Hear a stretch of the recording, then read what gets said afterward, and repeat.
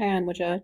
I'm just looking at your logo designs. I did take a look at the JPEG files that you did, and they are high res. They're in CMYK, so those looked good. I just need to open up your AI files. There's some PNGs in here that are not embedded.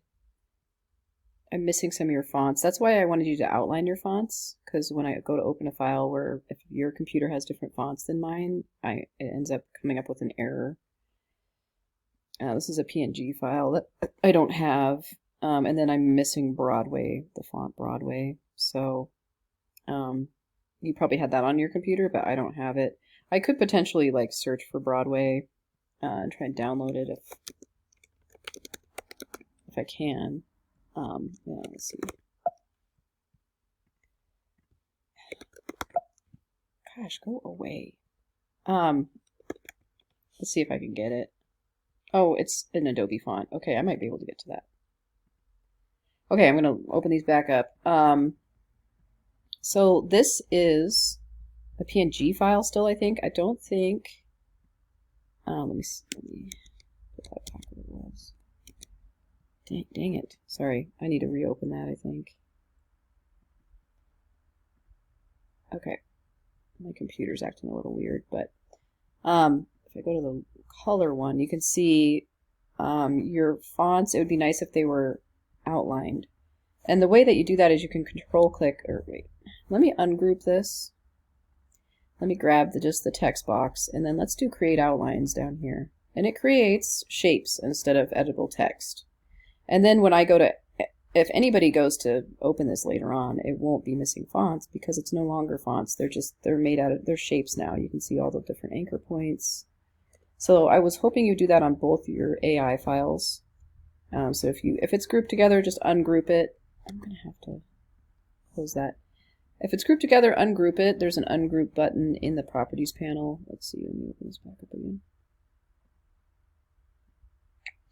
So this one isn't grouped though. And then I can just grab that text box with the black arrow and do create outlines and quick actions. That will create shapes of the letter forms, no longer editable text. These are PNG files, I believe, and you just need to expand these, or maybe, do an image trace of these. So you might have to go to Window, Image Trace, and just do black and white. And then remember, let's see, uncheck Preview and then push Trace. And then after you trace it, you push Expand. Since I'm missing the PNG files, my computer is not able to trace those images. They just look weird. But on your computer, you should be able to trace them so that they're no longer PNG files. So you need to trace those and make them, make them no longer PNG files, but traced images. This all looks okay. You created a T inside of this shape. So I think this looks pretty nice, actually. If you want to use the shape builder on this, you can click and drag over all of this with the black arrow tool. Get it all selected at the same time. This is the shape builder, so you can create different shapes. There's an extra little thing here that I think we just need to delete. So I'm going to grab the white arrow and just push delete a couple times on my keyboard. And you should be able to see that these are now separate shapes. So if I do want to maybe just fill in these shapes, I can...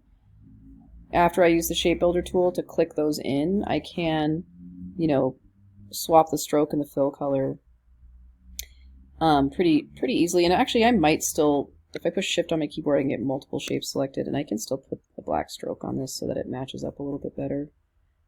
If you wanted to fill that in, you could do that too.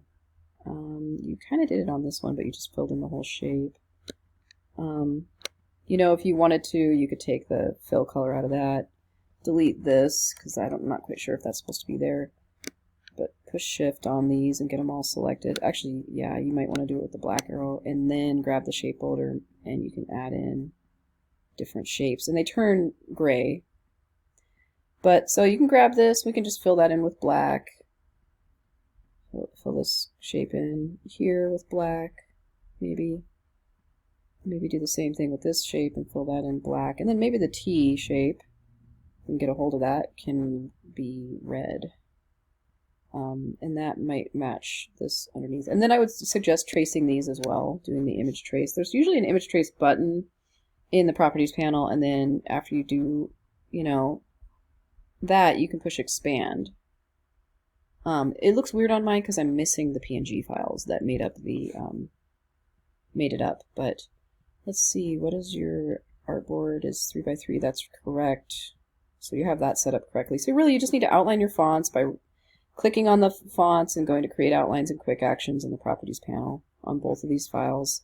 And then you can use the shape builder tool if you want to, you know, make this T look a little different for training. And then I would suggest outline or image tracing the images of the two arms that you have in there, because right now they are PNG files. So your grade's not going to be totally awesome unless you go in and make these improvements. And if you make these improvements and return in the file before Thursday evening at 11:30 p.m., then you should be getting an updated grade. All right, talk to you later. Bye.